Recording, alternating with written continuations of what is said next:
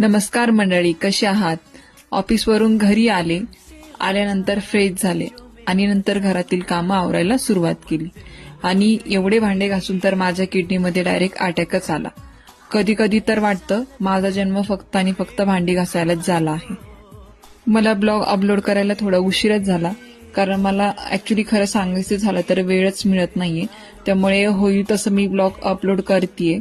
ऑफिसवरून घरी आल्याच्या नंतर मग मी स्वयंपाकाची तयारी केली. आज स्वयंपाकामध्ये मला बनवायची होती पनीरची भाजी आणि चपाती. तर त्याच्यासाठी मी कांदा टोमॅटो कापून घेत होते आणि पनीरची भाजीची तयारी करत होते.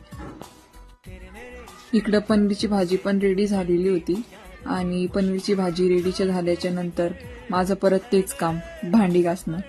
माझं भांडी घासणं मला तर कधी कधी असं वाटतं की माझ्या पाचीलाच पुंजले, जी की कधी संपणारच नाहीये.